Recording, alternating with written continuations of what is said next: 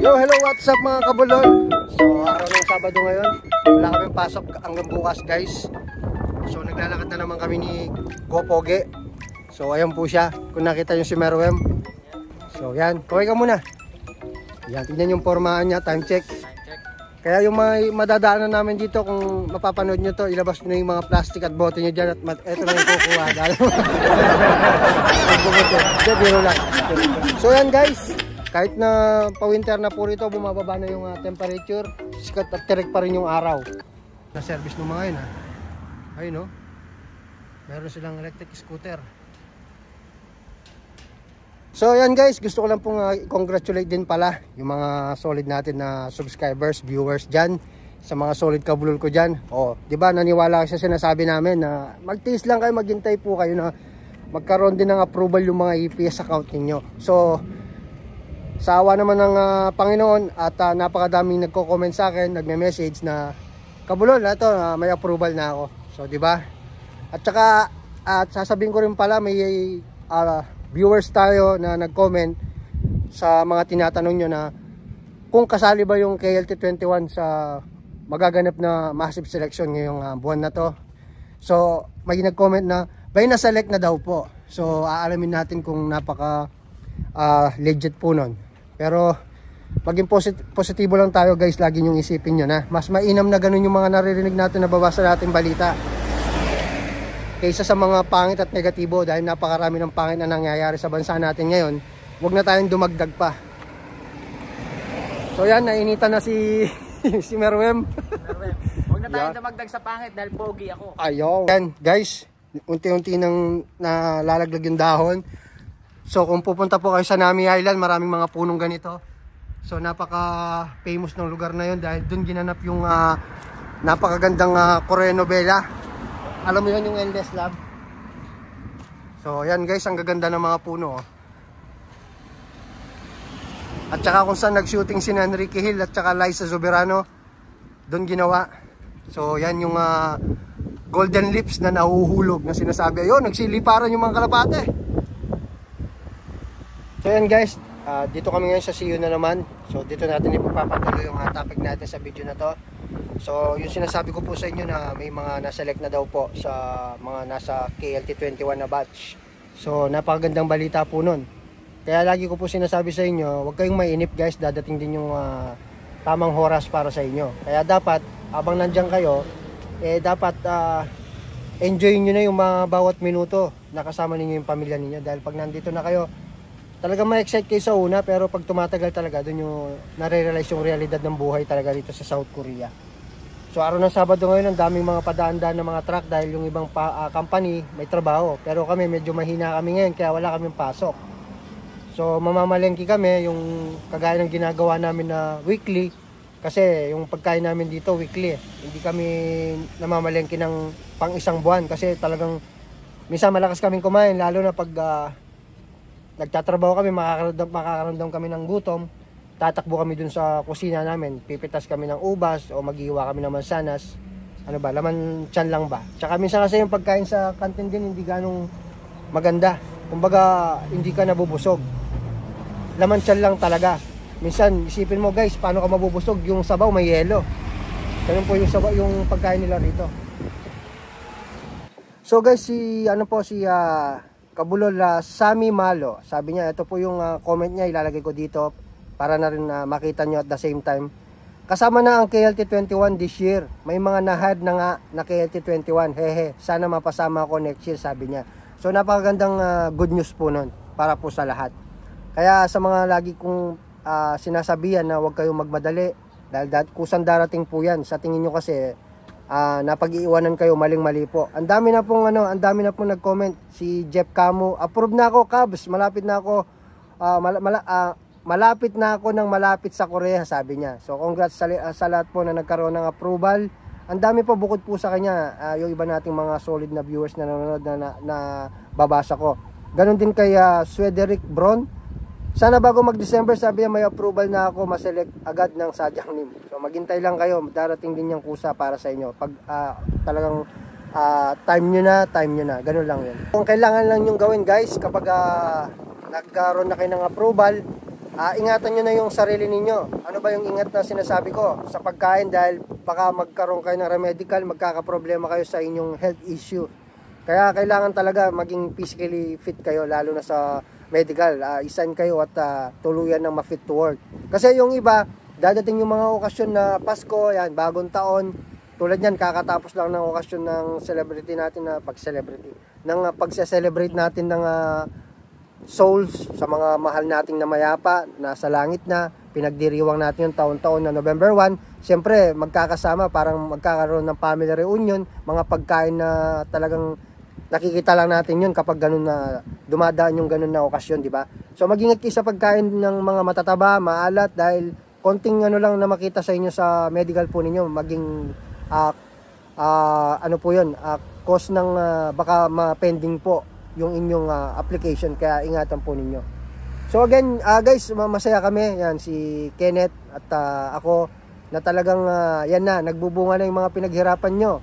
Yung iba sa inyo baka Pasko, dito na magpapasko. So sana pag nandito na kayo, i-PM nyo lang kami at magkita-kita tayo kung malapit kayo sa lugar namin, para naman magkaroon tayo ng picture taking na memories, kahit ilang oras lang naman, magkape-kape, di ba? Lumalamig na ngayon dito, gaya na sinabi ko, nabubulo na naman. Magbaon kayo ng mga maraming gamot dahil napakamahal ng gamot dito. At pag nandito na kayo, hindi kagad baka hindi nyo hiyang. Dahil normal lang yung pagdating nyo rito, siyempre, yung transition natin, mainit sa Pinas, tapos winter dito. Yung lamig, lalagnatin ka, at magkukos yan ng parang trangkaso, napakahirap talaga. Kaya agapan po ninyo pag nandito na kayo. Kasi pag na-hospital ka rito, walang tutulong sa inyo rito. Kaya iwasan natin yun. Tsaka una sa lahat, ingatan din natin yung katawan. Dahil sabi ng iba, di ba, ang investment daw, mga bahay, negosyo, lupa, hindi yun, maling-mali yun.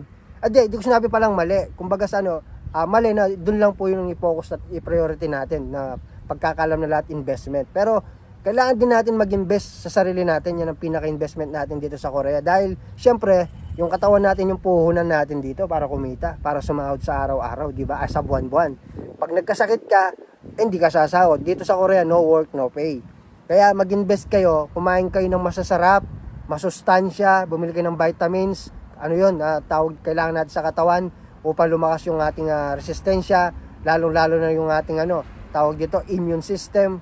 Dahil talaga rito, 4 seasons sa Korea, spring, summer, falls, at saka tawag dito, spring, winter, summer, falls, yung pala, nalimutan ko yung spring.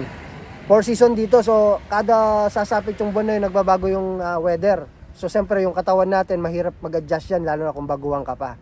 Pero lang talaga kung Android ka. Pero na lang talaga kung Android ka. Hindi ka tatabla ng sakit dito. Gaya ni Diklap. Yan, Android yan.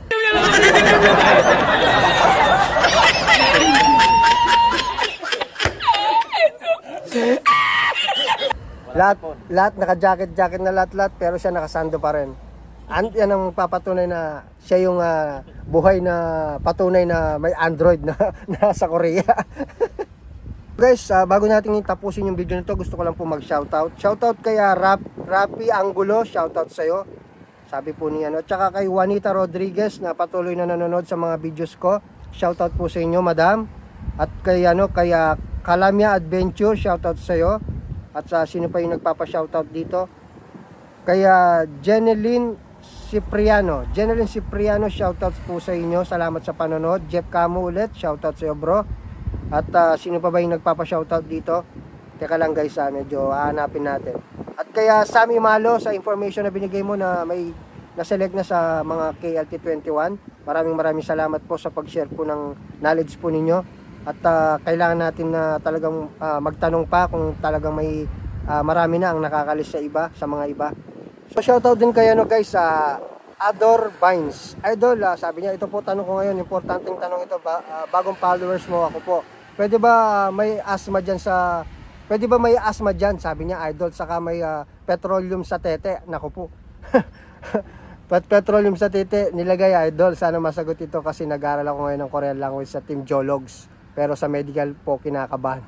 Sa asthma, masasabi ko sa iyo, pwede naman yan kasi may gamot naman yan eh. pwede mo siyang i-maximize sa pag-inom ng gamot para hindi lalo lumala. At depende kung gaano kalala yung asthma mo. Pero yung may petroleum sa ethics, so yun ang hindi ko masasabi kasi wala akong knowledge dyan at based sa experience ko rito, wala pa ako na-encounter na EPS worker na ganun yung naging problema.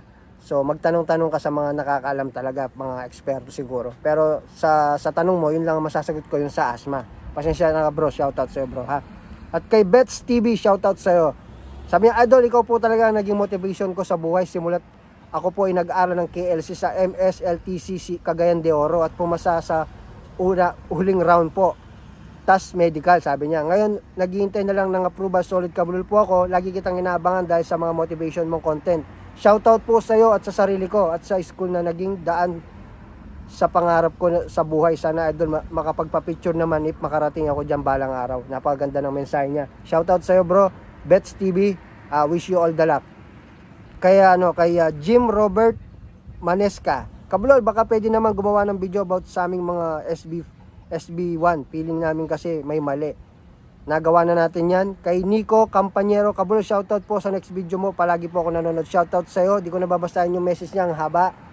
At kay Edelito Ingkong, Kabulol, pa shoutout po. Pasensya na po, ngayon lang ako ulit nakapag-react sa mga videos mo. Isa po ako sa mga subscribers mo dati. Gusto ko po talaga makapag-Korea, Kabulol, at may passport na rin ako. Nawalan lang ako ng gana nung nawalan po kami ng anak nung July 11, 2023. At may naramdaman po ulit ako na gustong mag-Korea. Sana magawan nyo po ako ng vlog. Salamat po. So, shoutout sa Delitong Ingkong. Sige, ano natin yan sa next mga vlog na co-content natin. At kay Swederick Bron, pa-shoutout Kabulol sa next video nyo po. Nandyan na ako sa South Korea. At kay Ryan Purakan, shoutout. At kaya I am Lloyd, shoutout din sa iyo bro.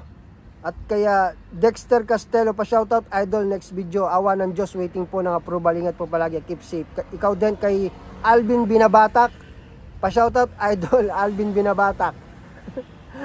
Tsaka kay Dominic Ramos, grabe yung mga pangalan ng mga binabasa ko nagpapa-shoutout. Tunay ba to? Alvin Binabatak. Dominic Ramos, shoutout po, nag-aaral din po ako ng Korean language. At kaya silent viewer mo ko, sabi niya Dominic Ramos, salamat sa iyo. Kay Marvin Akyado, pa-shoutout Kabulol, makahabol kaya kami November, wala pa kaming data. Kaya yan, baka late lang na nabasa ko tong vlog, comment mo, pero marami na nagkakaroon ng approval. Kaya Jeffrey Ribas, sabi niya, Lods, saka na ako mag-comment kapag may employer na haba palalakbay namin mga aspirant, pa shoutout Lods, ingat, God bless. Tama, babalikan ko yan kapag nagkaroon ka na ng employer. Kaya Gion Agak, pa shoutout Idol, shoutout sa iyo. At kay Nelmar TV, pa shoutout Idol sa susunod mong video, God bless po. At kaya Peter Kevin Kuala, present Cubs, waiting here for approval na mapasama sa Diablos. Hopefully mapasama next month sa Massive Sales. Ingat po kayo dyan, God bless po. So shoutout sa iyo bro, tsaka kay funny user bot not pro. First comment, pa shoutout Marvin Saragosa po, Idol. Kay Marvin Saragosa, shoutout sa iyo, sana mapaabot ko sa iyo yung shoutout mo at marinig mo. Na-delay lang ng konti dahil ngayon lang ako nakapag-shoutout, nadala ko yung kopya natin. Kaya Janry Tambor, shoutout Kabulol, passer na ako noong October 10, 130 score ko, waiting na lang skill test. Shoutout na rin teacher ko si Ma'am Sha ng First Alliance Institute Academy. So si Ma'am siya ng First Alliance Institute Company, Academy, bulol na naman ulitin ko. Kay Ma'am siya ng First Alliance Institute Academy, shoutout po, sabi ni Janry Tambor. So congratulations po sa inyo Janry Tambor, nakapasa ka sa exam at taas ng score mo, 130 po, over 200. At kaya kabiyaherong nararanasan, thank you po Idol, may natutunan sa video mo, pa shoutout, God bless po. Gusto ko makapagtrabaho dyan Idol, sinusubukan ko Idol, in God's will. Tama, subukan mo, hindi mo malalaman kung hindi mo susubukan. At kay Holitos Sajulga, tama ka Kabulol, shoutout ko Kabulol, shoutout sa iyo Walito Sajulga. Kay Rix TV23, shoutout sa iyo, haba ng videos mo. So, hindi ko nababasahin yung ano na lang. Sabi niya, tama dyan Idol, marami po ako napapanood na vlog na hindi lahat magaganda napuntahan. Swertihan lang din talaga, kaya masyadong mag-expect. Kaya wag masyadong mag-expect, baka masaktan lang kayo. Kaya gusto ko pumunta sa South Korea is para magtrabaho. Kung anong trabaho ang ibibigay sa atin, tanggapin natin. Salamat sa pag-share, idol. Ingat kayo dyan palagi. God bless. Pa-shoutout naman, idol, sa next video. Shoutout sa'yo, Rix TV23. Chris Mia Astorga, Kabulol, pa-shoutout sa next video mo. Kay Papsil JP, pa-shoutout po. Every morning, always watching from Subic, Sambales. Umaabot na sa Sambales yung video natin. Isa sa pagsubok na dinadaanan yung pag nagre-review, kailangan malagpasan to. Shoutout sa'yo.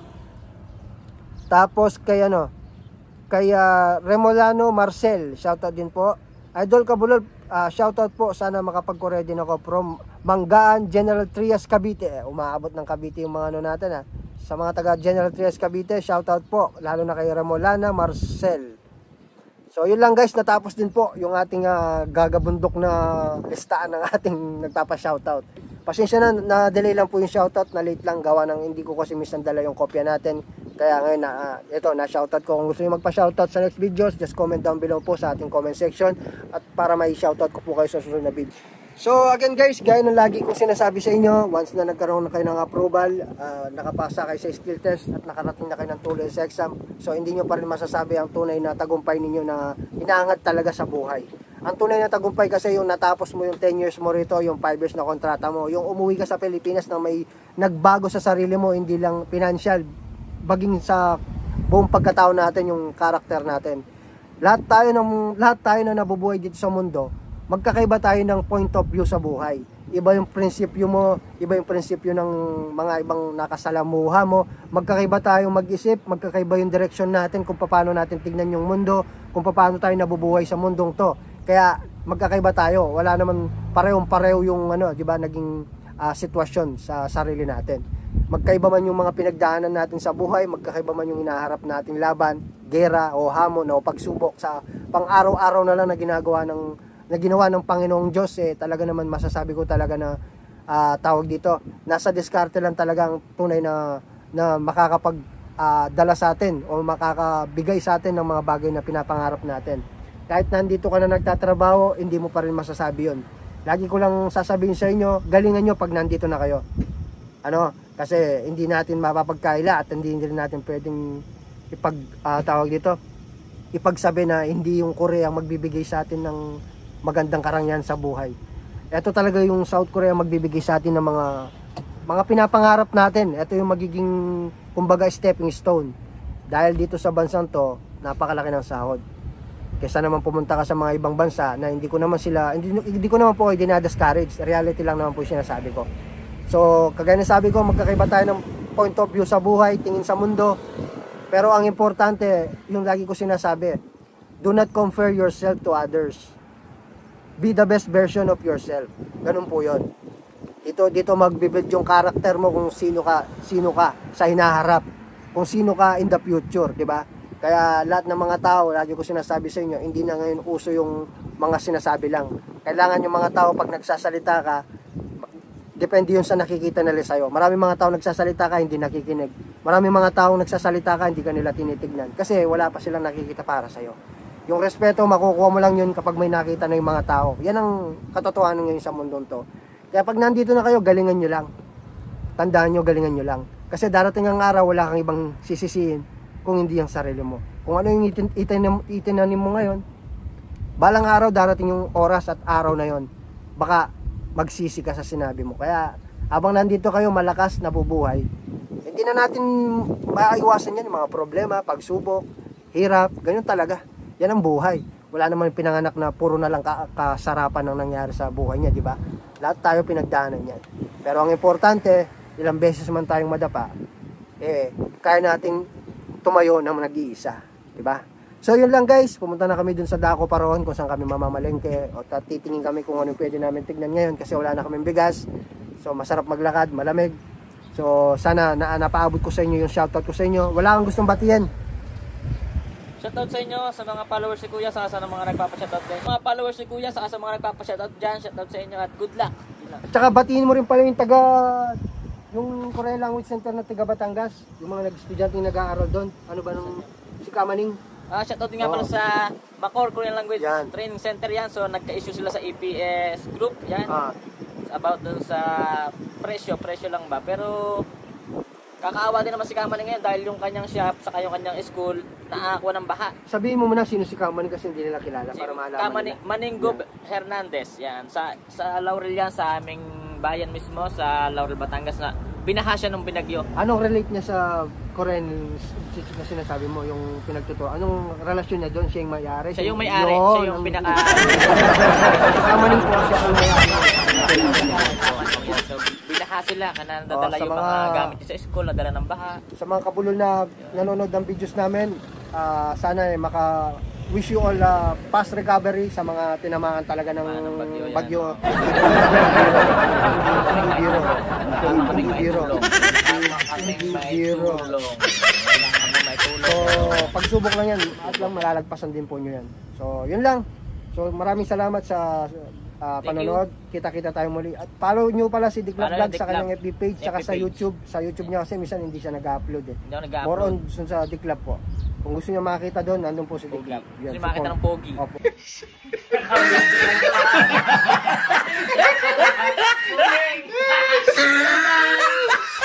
So, ayan, narinig na natin ng pogi kaya papatayin na natin to. O sige guys, see you again my next video guys.